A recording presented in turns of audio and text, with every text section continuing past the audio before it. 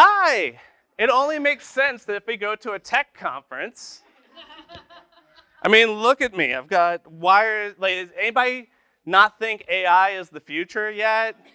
It's only a matter of time before this comes out of my eyes. Okay, so I'm going to use my slides to guide myself.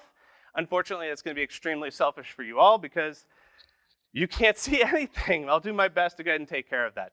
So, welcome to Influence. This is the best slide, yeah?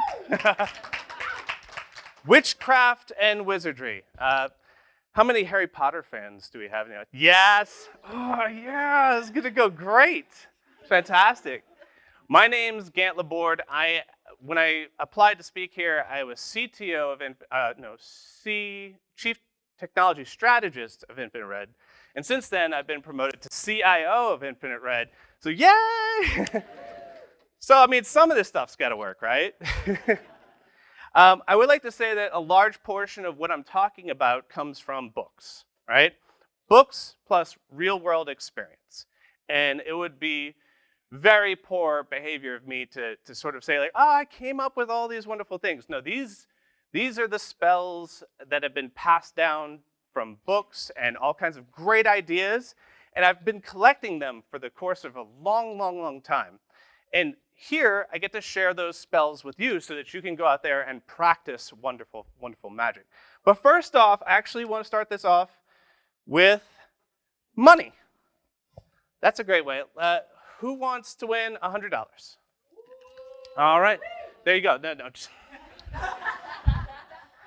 I have a timer here, so you know I'm not lying. What is the most important element? We've got lots of presentations happening today. There's going to be a lot of people talking to you. What's the most important element of a presentation? 30 seconds, first person. No, just shout it, shout it. Takeaway. I'm looking for a specific word, so. Oh, the time's not even counting down. This doesn't count. Let's say 20 seconds left. Keep going. What? No, keep going. Come on up here. Come on up here. Damn it. There you go. Thank you. Oh, a hugger. I like you already. There you go. Very few people finally say that. Okay, that's why it's... Now, what I want to say is specifically, why is the answer, and I promise you it was the audience. I have a slide that proves it. The answer, the audience. And that's the most important part. All these other things are tools. The tone of voice, the communication skills, the slides, all that part of it is just a piece to go ahead and get information from you into them.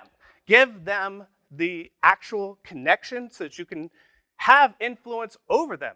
Because I can give this talk in the bathroom all day, and it doesn't do anything at the end of it, right? The important part that makes today special is all of you, right? I have a great message.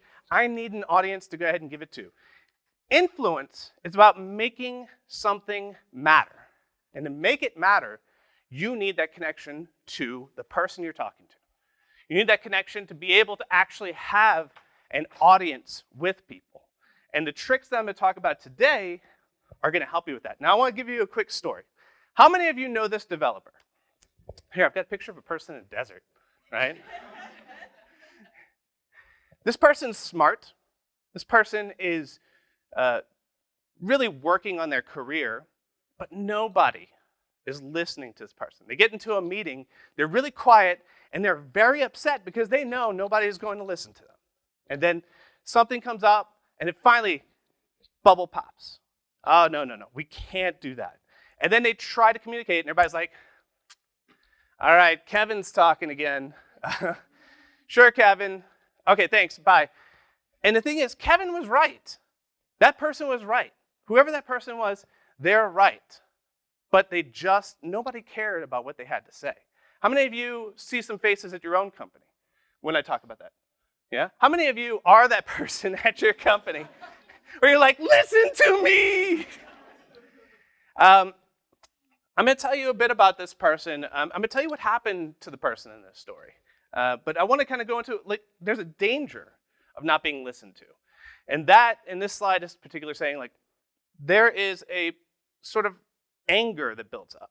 And you see a lot of people who, because they're not being heard, they push harder. And pushing harder, redoubling your efforts, is a fantastic military strategy. It's a terrible audience strategy. It's a terrible connection strategy to push harder. Listen to me. And then the other person brings their defenses up further. I was in a meeting the other day where I saw somebody come in hard. Then the other person dug their heels in. They had a great answer. They didn't tell that person the answer. They just went ahead and said, well, you have to go through this process. In that meeting, nothing was communicated. Nothing was done. Nobody was influenced. None of our lives are better. And both those people had that answer, right? So part of being influential is to make sure that not only you get to give your point more and get it received more, but that everybody gets to get their points out more. Everybody gets to receive a little bit more. And that's the key aspect of it. How many of you know somebody who's amazing at presentations? And they're amazing at talking to you.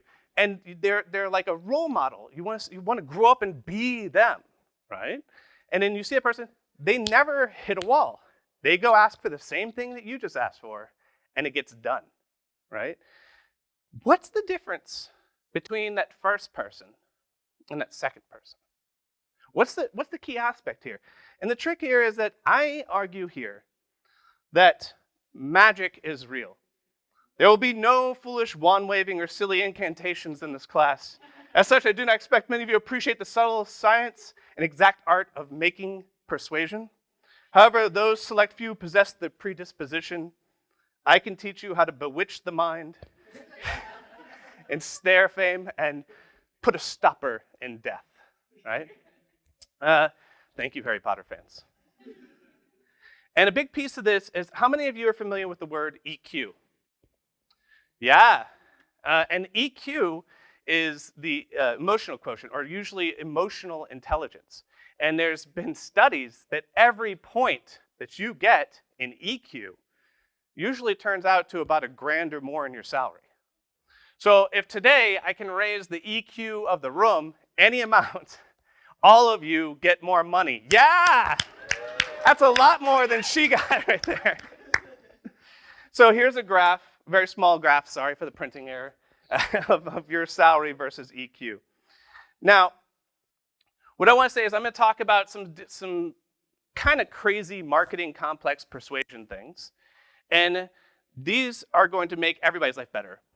The people who follow that great leader I was talking about earlier, they're happy to follow that leader.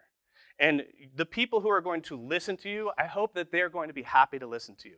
Today we're going to talk about charms, which is I'm going to use as specific words or phrases that create a magical effect. Take this sentence, put it into what it is you're asking for, and then get a magical result.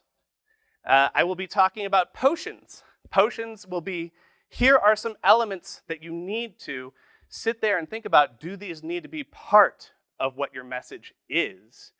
And then for continued reading, I'll mention some books for defense against the dark arts and divination, of course. Harry Potter fans, thank you. I'll explain more specifically what each of these are. So let's start off with charms, right? Charms have these little turns of phrase, and you're probably going to have heard some of these before. And I think that they're useful. And you might have heard of it and said, oh yeah, that's cool. And then it went straight back out of your brain, right? If this is your second time hearing about one of these charms, that means like I want it to be locked in your brain today. Okay, so we're going to go through 8 different charms. The first charm is because. Because as a charm is really interesting. So I want something done, and then I say, oh, hey, excuse me, I'd like to get this done. They found an insane scientific correlation between a sentence of asking for something to be done and asking for it with a reason, and then asking for it with a reason with because. So one of the studies that I'm going to quote is that they had 60% of the people waiting in line to get copies. A person would go in front and say, hey, do you mind if I cut? right? I'd like to cut here. And then 60% of the time, y'all are so nice, 60% of the time, they let that person cut, right? Now, they added it with because. They go to the front of the line and say, excuse me, I'd like to get in the front line because I only have 5 pages. Oh, that's a simple and nice excuse. 94% compliancy. 94%, from 60 to 94%. They said because, and they gave an excuse. And they even tested it with nonsense excuses. Like, excuse me, can I get to the front? I want to make a copy because I'm in a hurry. Which really, duh, right? That's why you want to go to the front line? It went from 94 to 93% with nonsense excuses. You're not using because enough. Because is a very, very powerful charm. Next time you're saying something, how can you work in a because on that? The first thing that you want, I'd like to go ahead and get you to go to my conference, my meetup, my party, because it's good for the community. It's part of what you've signed up for, because it's something that's great for your career, right? So because is your first charm. It's something that we should all be using. Another charm, and most of you have probably heard this, is replace but with however. And you hear this because, yeah, see? There's a lot of people who, how many of you have heard, I don't hear anything before you say the word but. Then I hear the second part of it, right? Oh, well, you know, I really wanted to go to your party, but, and then they say it. To counteract that negative effect, we as a society overuse but, and to the point where when you hear it, it is detrimental to your message. Switch but with however. Done. Works. Now, that same sort of negative, pejorative effect that you had before, I'd love to go to your party, however, I have this thing with my family, right? And it just sounds a little bit nicer. It's not the best charm that I've got out there for you, but it's a really good one. And you've probably heard that before. So if somebody at your company is labeled as overly negative, this is something that's amazing for them. They switch but to however. And now it turns from sort of like an emotional argument to a more rational one. The next charm is to, I've already done this, you can do this also. And they say lead with what you're doing. And then they say, oh, if you do this, I'll match it and do it too. How many of you heard dress for the job you want, not the job you have? That does not apply in tech at all. Or maybe it does, like, hey, this is the job I want. But there's a lot of diagrams. The leader is the person out front, making sure that the path is clear and it's a good thing to do, right? I've done this. By the way, I signed up for it. I would love for you all to sign up as well. Way better message. If you've got a newsletter, if you've got a company trying to actually get something to happen, I've done this, and then I would like you all to do it too. Instead of, by the way, everybody should sign up. You know what? If y'all sign up, I'll sign up too, right? That does not get nearly the traction. 45% better results by saying that you've done it, now others should do it. A lot of people don't lead that way. And the unfortunate part about it is no one's going to promote you to that spot where you make that decision if you're thinking that way. How many of you have heard of labeling? Labeling sort of so I know you will do this in the future. I know, that you're a good person and that this is a great aspect. You actually start saying the things that align with what it is that you need. And Luke Skywalker said, I know there's still good in you, right, to Darth Vader. And it wound up, spoiler alert, it wound up working out for him, okay? Y'all are about 40 years too late if you want to complain about that one. So if you're doing intro emails, this is a great chance. In improv, this is called a gift. If somebody is about to hand an improv scene to someone else, one of the things they can do is say, oh, I haven't seen you in 400 years. And then the other person that's a gift. They can choose to immediately just do what improv was in their head, or they could start working with that or combine the two. So if you're doing an intro email, this is a great time to label 2 interactions. Start talking somebody up. If you're ever at a conference and you have an introducer at a conference, make sure that introducer has all kinds of great things to say about you. Never hold back on all the cool things that they can have, because when they label you, it helps you out, right? And it can work against people as well, right?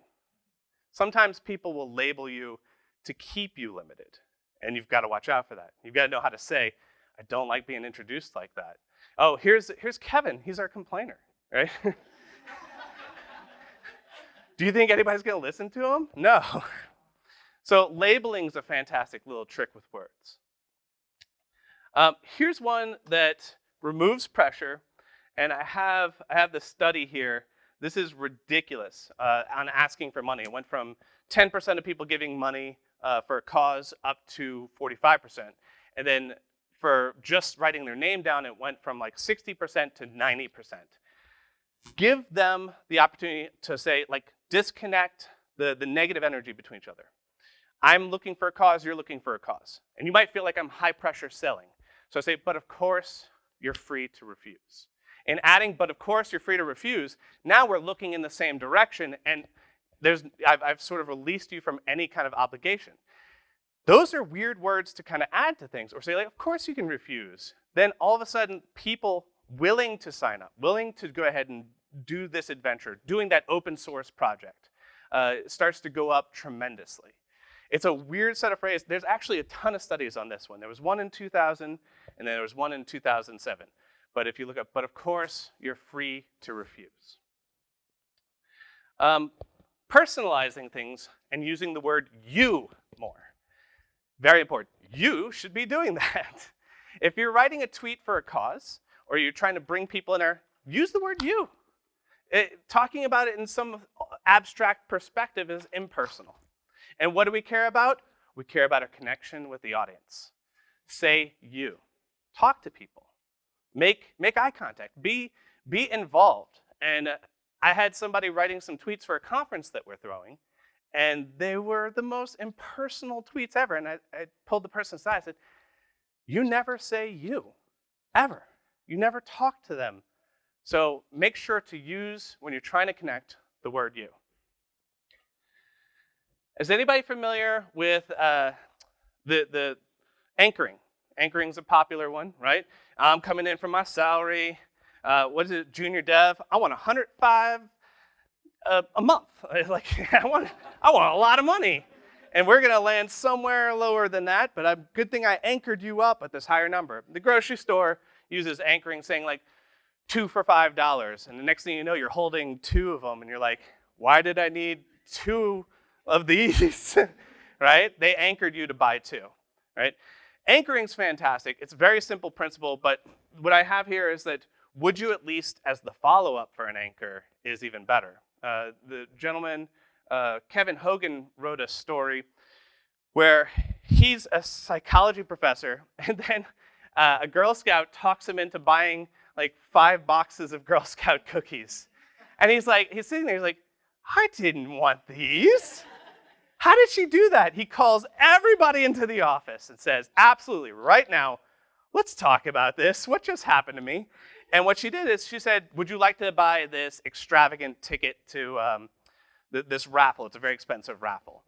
And so he was like trying to get away. He's like, no, thank you. He's trying to close the door. And she says, okay, well, would you at least buy, these Girl Scout cookies? And he's like, fine. Would you at least, on this follow-up to the anchor, gives a contrast principle. And there's lots about the contrast principle. So if you are going to use anchoring, follow it up with, would you at least? And then we want to go ahead and make sure that things are copacetic between one another. So it works out real nice. And when he said yes, she's like, here's your Girl Scout cookies. And he bought them all because he felt bad for not buying some ticket that he didn't know that he wanted, right? That's another good one.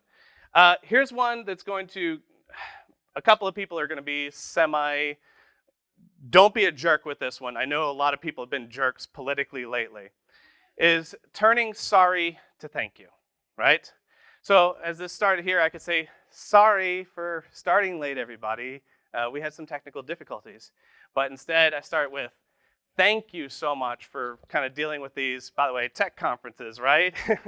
So changing sorries to thank you be sure to not over-apologize, but at the same time, if you did something wrong, say sorry. I've learned that. So charms. That was 8 different charms specifically. And there's a fantastic book called Yes, 50 Scientifically Proven Ways. And I'm going to tweet these slides out so you can enjoy all the hard work that I put into them. And it proves that I actually made some, right? So you'll have this book. This is a fantastic book. I'm going to go through potions and explain that one. And then we're going to leave it off on that. We're going to come back to a couple of real-world examples. Potions is you're writing an email, right? You're about to hit send. You think to yourself, all right, did I use my charms? Did I use the wording correctly? You almost want your charms to kind of come out organically. You want to practice them. You want to make sure it's that. But potions are the ingredients that you should go back and reread. What is our message? Is it necessary? Do we have these things? So these are higher level principles, and there's a book that will change your life if you read it, and most of these are from that. So actually, I could state these from memory. So like I'd be full of it if I said, hey, absolutely, I think about this every time I'm about to send a really important email. The potion ingredients are reciprocity, consistency, social proof, likability, authority, and scarcity, and then unity, right? And those sound pretty abstract, but there's tons of information in the book that will go through it. I like to go through it really quickly with you. The best thing that you could do is say, am I significantly missing one of those in my everyday message? And due to time, I won't be able to tell you all the studies that go with each of these, but there's a lot of really good studies, so you can feel very confident. As tech people, we want to see some science behind it, right? There's a lot of science behind these things, and these are the psychology books that I think really change our lives. So start off with reciprocity. So the first book was, Yes, 50 Scientifically Proven Ways to Influence People, I think, or something. And the one for potions is called Influence, written by Robert Cialdini. So reciprocity, as it goes through, everybody out there is handing you pens and stickers and cool stuff, right? They're trying to give you something to start off. Did you know that when people give you something, obviously it creates a little tick in your brain for the next 24, 48 hours. Now these do age out on most people, but you feel like you should do something for them, especially if it's a really cool thing and you're really liking it, right? And the trick is people who give you something, sometimes they wait for the opportune moment and then they ask for something back. For this study, they had a person who said, hey, you didn't ask for it. I went and got myself a Coke and I got you one too. That simple act went ahead and increased raffle ticket sales by 200%. They later then asked, unrelated to the study was to distract them. Then at the next break, they said, by the way, my kid's having a raffle. Do you want to go ahead and buy a raffle ticket? 200% increase because they bought them a Coke, right? So what are you doing and what you're kind of putting out there? Karma, scientifically real, right? Do it. Reciprocity, consistency is really cool because we all look for people who are consistent, and we internally have to be consistent. So you might see a salesperson often ask you for little affirmations. And especially if it's a slimy salesperson, they're getting small affirmations in order to lock you into your consistency. Oh, if I can do this, will you buy the car? If I can do that, will you do this? That could be worked against you. It's important to know it exists, but also it works for a lot of companies. Dentist offices had a terrible time with people actually showing up on time. So what they did is they asked the people to fill out their dental card.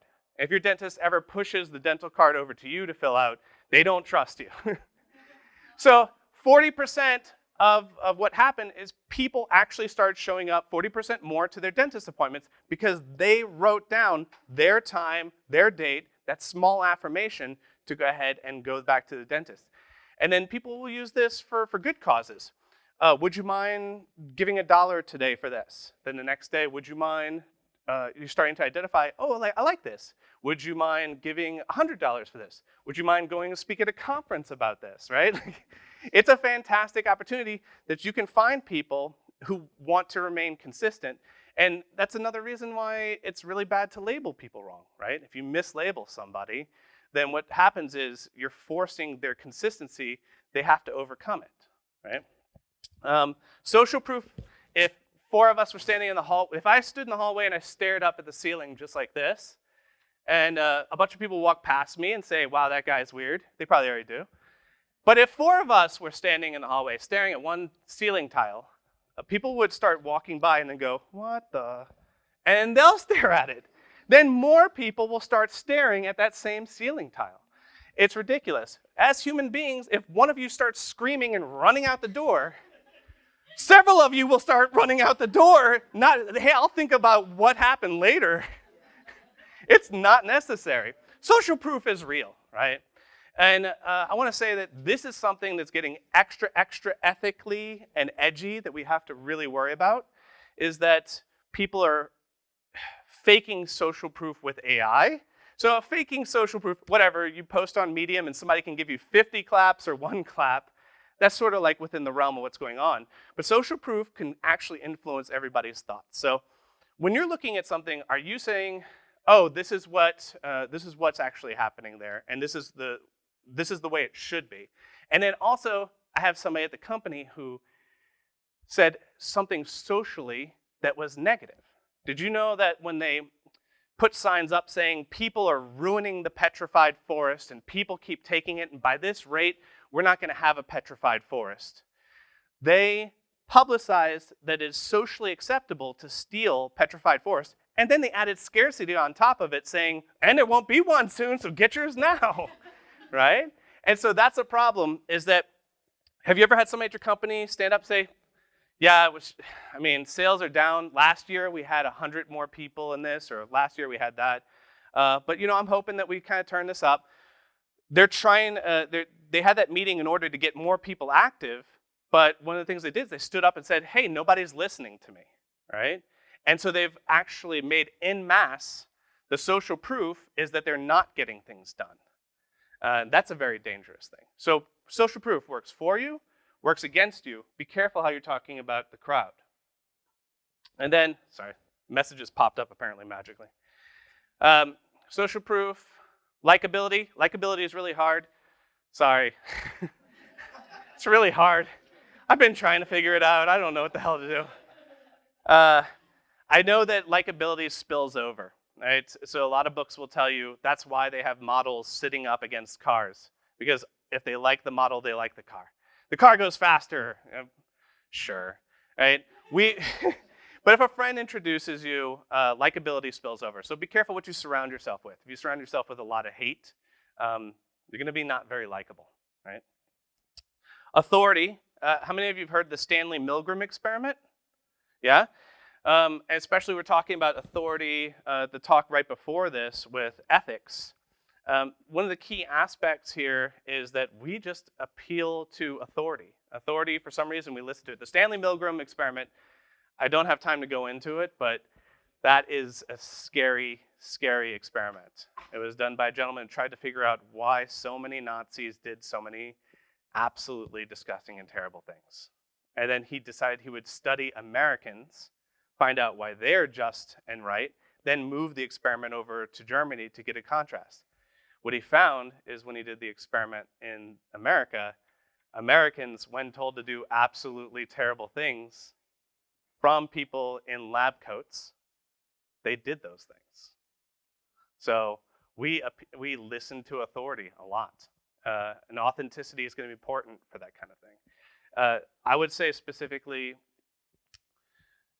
choose your authority figures carefully. Choose your role models very carefully. Because those are the people who make up your beliefs, and those who believe absurdities will commit atrocities. It's actually not even my quote. That's actually someone else that I don't remember right now. But just keep in check. Let's check authority, right? We're good for that.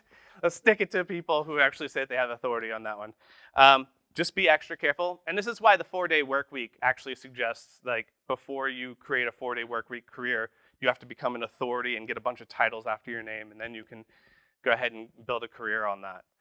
And then the next one is scarcity. Scarcity is how you close something. Somebody's just not ever buying your product, not actually doing anything. They had a study where they put a cookie in the middle, it was one cookie, and it was like, okay, hey everybody, we have one cookie left.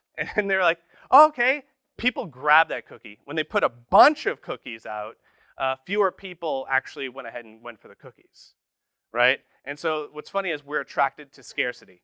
So if you've got a sale coming up and you've got a busy schedule, say you've got a busy schedule. Say that you've got, or sometimes people will say I've got a busy schedule expecting people to hit the brakes. And what happens, right? They start asking for you even more, right? Because now you're scarce. So scarcity is something you need to work into everything as well. It's a fantastic potion. This is a really good slide for that. I'll show you later. And last is unity, right? They gave some sales professionals, hey, money is king, get your cash, close this deal. And then they had to negotiate a deal, right? Then they took another group, said, before you start negotiations, get to know each other. Get to know a little bit about each other. Which one do you think actually got better negotiations, and then everybody was more happy with it, right? The one where they got to know each other beforehand. And people will respond to emails who have names similar to theirs. People like things that they feel some kind of unification with, so you have to find some common ground, right? And those are the 7 potions in a shorter amount of time for you all. I know that we've got to go in a minute, but I want to go ahead and say, let's go through some real-world examples. And I'll give you all these books in the slides, of course, right? So I'm going to read you some emails, and I'd like to hear what you have to think. All right, the title of this email, No Reason to Panic.